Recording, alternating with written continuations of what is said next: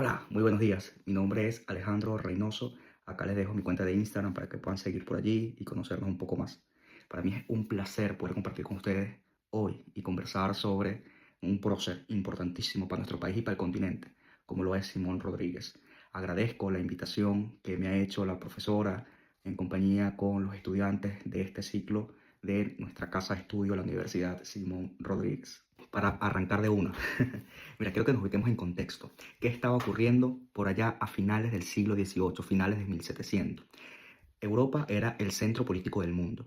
Europa estaba organizada en monarquías absolutistas y sociedades estamentales. ¿Qué quiere decir esto? Que aquí voy a ver si se lo puedo poner acá, que es la sociedad estamental. En la sociedad estamental es una sociedad básicamente en dos estamentos, un estamento entre los privilegiados y el otro estamento de los no privilegiados. ¿Quiénes eran los privilegiados? La nobleza y el clero. ¿Quiénes eran los no privilegiados? El resto de la sociedad. Campesinos, obreros, artesanos, ciertas profesiones liberales y una burguesía que fue creciendo y próximamente vamos a hablar de eso porque es fundamental, fue importante para los hechos que van a venir. Finales de 1700, el pensamiento ilustrado estaba cogiendo fuerza en toda Europa. ¿Qué es el pensamiento ilustrado? El pensamiento de libertades civiles, de reivindicaciones sociales, de que las sociedades tenían que reorganizarse para la adquisición de derechos entre los no privilegiados, producto que había una burguesía trabajadora, comerciante, que venía creciendo y acumulando riquezas, que también quería tener ciertos privilegios, de los cuales no podía gozar porque no formaba parte ni de la nobleza ni del clero. Y esto llevó a que el antiguo régimen, las monarquías absolutistas, vivieran una crisis importante. Pero ya vamos a hablar de eso. Por allá, del otro lado del mundo, en las Américas, en 1769, en Caracas, estaba doña Rosalía Rodríguez. Antes de avanzar, quiero hacer un break sobre explicar un momento cómo funcionaba la sociedad americana en ese momento. La sociedad europea le dije que funcionaba en una sociedad estamental. En América no era tan diferente, pero tenía ciertos rasgos particulares del americanismo. En América los que gozaban de privilegios eran los blancos criollos. ¿Quiénes eran los blancos criollos? Españoles americanos, españoles nacidos en América o en la península, pero que tenían sus propiedades en América. Este, Personas que podían gozar de títulos, de señoríos, de ciertos dones. ¿Qué quiere decir dones? De origen noble, que venían de orígenes nobles. Estos títulos podían ser comprados también. Llegó un tiempo donde se flexibilizó y las personas con cierta capacidad de dinero podían comprar estos títulos. Estos títulos los hacían beneficiarios de ciertos privilegios. Bueno, doña Rosalía Rodríguez formaba parte de esta sociedad de blancos criollos con ciertos privilegios en Caracas.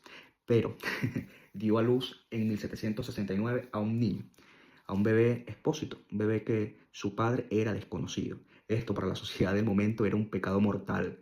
Automáticamente estas personas eran excluidas de la sociedad.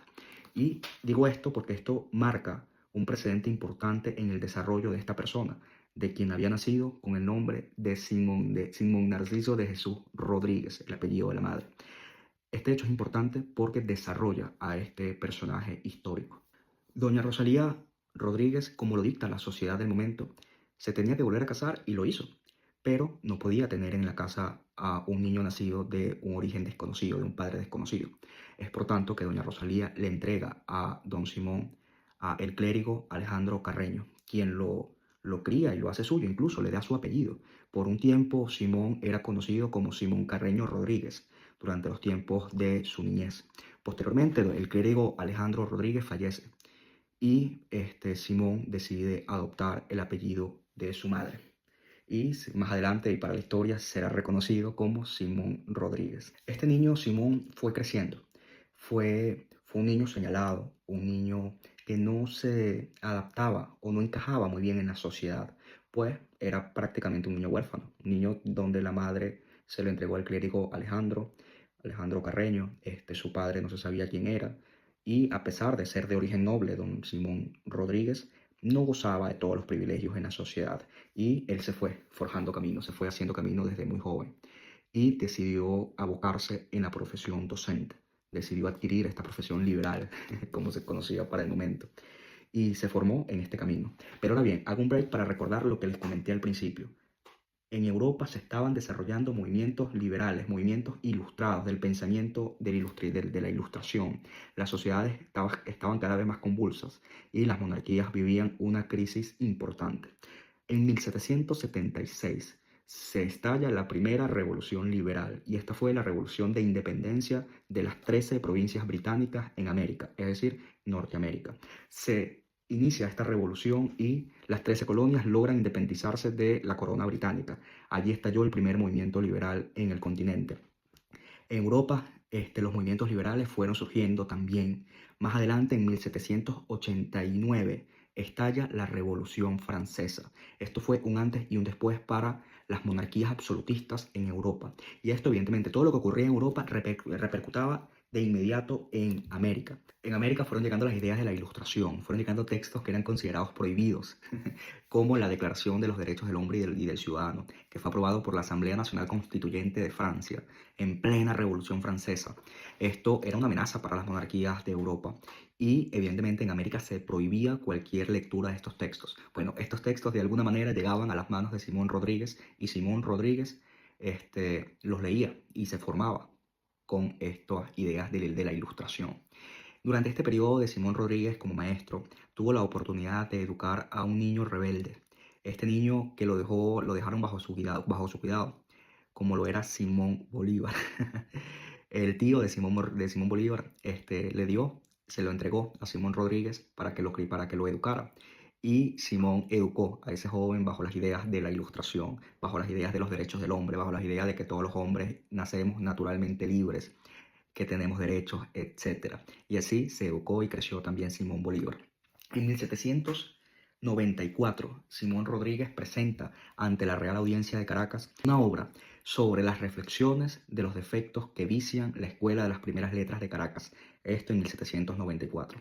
Esto fue un desafío, esto fue un reto de Simón ante la Real Audiencia, cuestionando los preceptos de la corona para el aprendizaje en las colonias. Simón decía que todos los niños tenían que ser educados igual, niños criollos, blancos, pardos, negros. Esto era revolucionario para el momento. Pasó el tiempo, pasaron 2 años, 3 años, 1797. La conspiración de Gual y España fracasó. Y aquí de alguna manera se vio inmiscuido Simón Rodríguez y fue perseguido. Simón logró huir, escapó hacia el exilio. Allí cambió su nombre. De Simón Rodríguez comenzó a llamarse Samuel Robinson. Bueno, ahora Samuel Robinson estuvo en algunas islas del Caribe, viajó a Estados Unidos, bueno, a las colonias, a las 13 colonias en ese momento, bueno, ya se habían independizado, pero todavía no habían adquirido el nombre de los Estados Unidos. Luego fue a Europa, se estableció en Francia, estuvo en Prusia. En cada uno de estos sitios donde estuvo, Simón trabajó como profesor. Aprendió los idiomas, aprendió inglés, aprendió francés. En Prusia montó una escuela de primeras letras. En Francia también trabajó como docente. Donde estuvo siempre dejó una huella tanto de aprendizaje para él como para en cada territorio donde estuvo. Simón Bolívar viaja a Francia. Simón Bolívar acababa de enviudar, bajo una depresión profunda por la muerte de su esposa. Simón Bolívar viaja primero a España, luego a Francia. En Francia, de pura casualidad, se encuentra con Samuel Robinson, que para su sorpresa era Simón Rodríguez, su maestro. Simón Rodríguez se encuentra con su pupilo, Simón Bolívar se encuentra con su mentor. Allí tuvieron largas pláticas, conversaciones, en medio de un contexto convulso. El directorio cayó. El directorio era el gobierno francés, el gobierno de la Revolución Francesa. Cayó en manos del general Napoleón Bonaparte. Napoleón en Italia, Simón Bolívar y Simón Rodríguez también viajan a Italia. En Italia se corona como emperador de los franceses. Esto era un estilo nuevo, en 1789 la Revolución Francesa había acabado con la monarquía y años más tarde vuelve una especie de monarquía moderna con el nombre de emperador, que era Don Napoleón Bonaparte. Allí entramos en una nueva etapa de la historia europea, pero vamos a concentrarnos en Simón Rodríguez y Simón Bolívar. En el Monte Sacro, en Italia, Simón Rodríguez es testigo presencial del juramento de Simón Bolívar, donde jura luchar por la independencia de los pueblos americanos, por la reivindicación de los pueblos, por las libertades, por los derechos civiles, etc. Simón Bolívar de allí parte a América. Simón Rodríguez permanece en Europa. En 1808, Napoleón invade España. El rey Carlos y el príncipe Fernando son tomados como prisioneros de Napoleón. Napoleón obliga al rey Carlos a abdicar a favor de su hermano José I Bonaparte de España. Pero en este contexto, América también vive un proceso de convulsión. Las lealtades se dividen. No se sabe a quién había que rendirle lealtad. La nobleza española mantiene resistencia ante la invasión francesa y forman la Junta de Cádiz. La Junta de Cádiz trata de regir los destinos de América y esto fue una oportunidad para que se declarase la independencia de América, una oportunidad que aprovecha Bolívar. Bolívar, como en América, en Caracas, se forma la Junta de Gobierno a favor de los intereses de Fernando VII. Fernando VII era el príncipe Carlos, el rey Carlos, al abdicar, tenía el heredero legítimo, era Fernando VII. Se monta esta Junta de Gobierno en Caracas. Bolívar viaja como embajador de esta, junto a Andrés Bello, como embajador de esta Junta de Gobierno al Reino Unido a pedir apoyo.